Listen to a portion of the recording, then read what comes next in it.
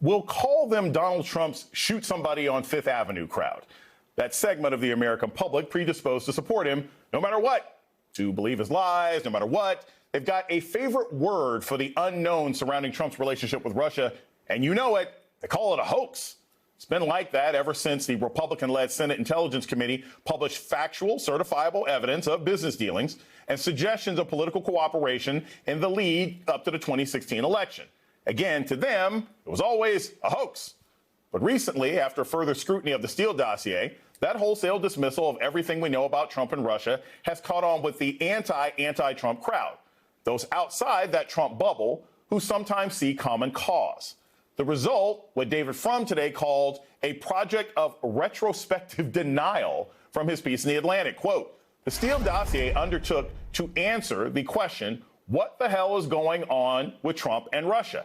It was to silence that question that the outgoing Trump administration appointed a special counsel of its own to investigate its investigators. John Durham has now issued 3 indictments, all for lying to the FBI about various aspects of the Steele dossier. None of these indictments vindicates Trump's claims in any way. It remains fact that Russian hackers and spies helped his campaign. It remains fact that the Trump campaign welcomed the help. It remains fact that Trump's campaign chairman sought to share proprietary campaign information with a person whom the Senate report identified as a Russian intelligence officer. It remains fact that Trump hoped to score a huge payday in Russia even as he ran for president. It remains fact that Trump and those around him lied and lied and lied and lied again about their connections to Russia. Joining us now is former U.S. Ambassador to Russia, Michael McFaul, and Rick Stengel, a former top State Department official and member of the Biden transition team. Lucky for us, both are MSNBC contributors. So, Rick, I want to start with you, and I want to tread lightly on this, but I think this is important. This group of anti-Trump supporters, the way I define them, a lot of them I saw as part of the sort of former online left, right? The people who, they may have not liked Trump, but they dislike the Democratic Party and they dislike the media so much that even with their own failings, the sort of Glenn Greenwalds, Crystal Balls, those sorts of people, they wanted to justify anything to attack the mainstream press or attack the Democratic Party as a whole. And they are part of these attacks on what are the real facts of the Steele dossier and what happened in the Russia investigation. My question for you, Rick, is how do we combat this sort of disinformation, not just from your far right people like, you know, anybody on Fox, but also from the former fake lefties who have now decided that attacking anything that has to do with Trump and Russia is another part for them to achieve the grand revolution that we knew they were never going to get? That's complicated, Jason. Here's what I would say, though. I mean, because I think that what this comes down to at the moment is the fact that people are questioning the Steele dossier. And they have every right to question the Steele dossier. But the Steele dossier had nothing to do with Russia interfering in our election and Trump cooperating with Russia. In fact, I think it makes sense to divide it into those 2 categories. The first one is absolutely indisputable. Russia interfered in our election. They didn't meddle in our election. That's what your grandmother does in the kitchen. They interfered, they poisoned, they tried to disrupt our election, and they are continuing to try to make people not trust American election. The question that Mueller looked at, and the Senate Intelligence Report less so, is was Trump cooperating in a kind of conspiratorial way with Russia's efforts? And that is still not completely clear. And Mueller said that Trump, cooperated, but whether it was witting or unwitting, I don't know. But a lot of this comes down to the fact that people are using the Steele dossier as a kind of stalking horse to try to question everything else, which is, by the way, exactly what Putin does. He takes a small lie and then he tries to blow up the larger truth. And that's what Trump is trying to do. So, Rick, I want to follow up on this because I think this is key. We're not just seeing that with the Steele dossier and the Trump investigation, because, again, as we said at the beginning of this show, what Trump was doing and the relationships that his campaign had with Russia would have made it impossible for anybody in the lower levels of government to get a security clearance. Like, let's be clear. What he was doing was unethical. You usually can't get away with it. He only managed to get away with it because he managed to get himself elected president of the United States.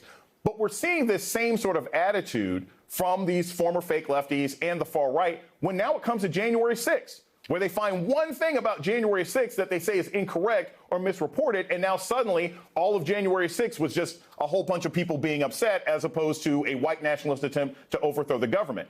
Is this all sort of part of the same disinformation campaign, or are these simply people who are incapable of understanding basic facts because they desperately want a new reality that serves their purposes?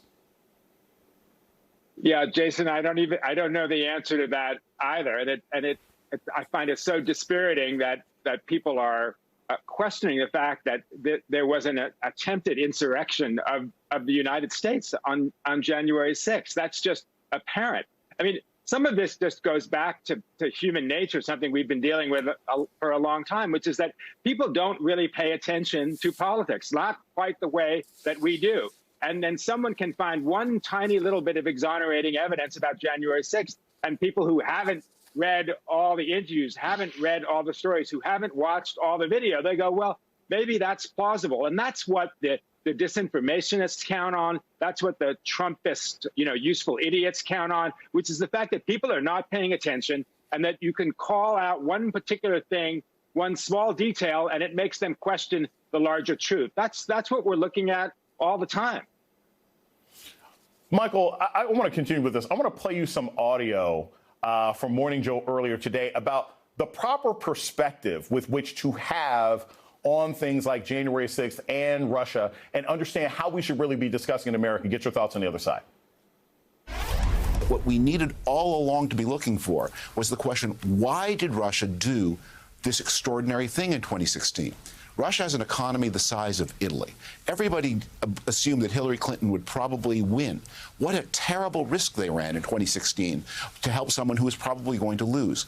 Why would they do that? Why did they care so much? That was the mystery. And the answer was not going to be found by prosecuting crimes. The answer is going to be found through counterintelligence.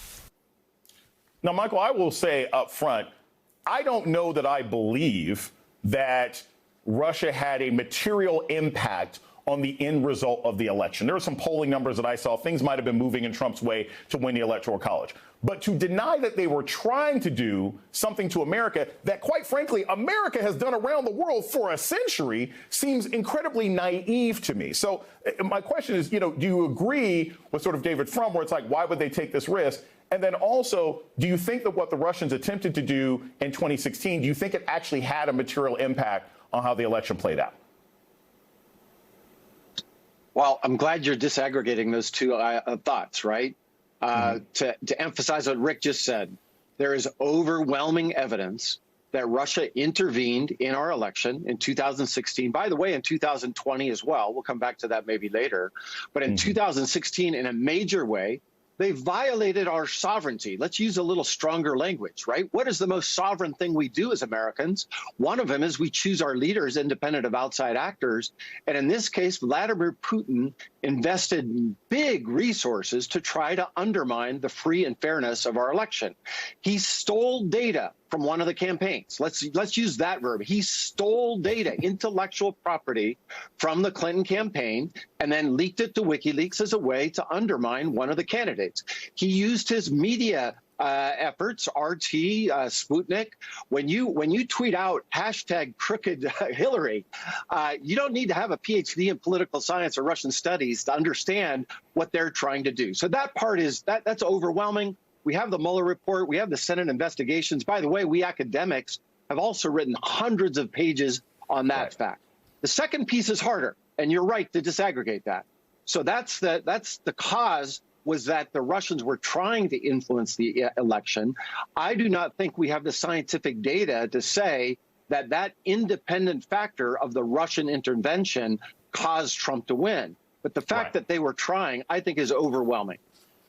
Right. It's like if I'm trying to break into your car, it's still a problem, even if I don't manage to get the ignition started. I want to follow up with this very quickly. What do you think the motivation, because again, we understand the motivation of Republicans and Trump supporters. Where do you think the anti-Trump people's motivations come from? Some of them might be independent. Some of them might be former. Some of them, again, cosplay as liberals online. What do you think their motivation is in trying to debunk the impact of these investigations?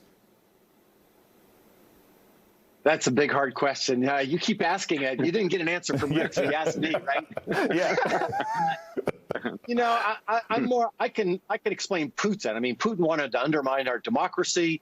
He didn't like Secretary Clinton. Trump was going to do good things for him. It was very rational for Putin to support President Trump.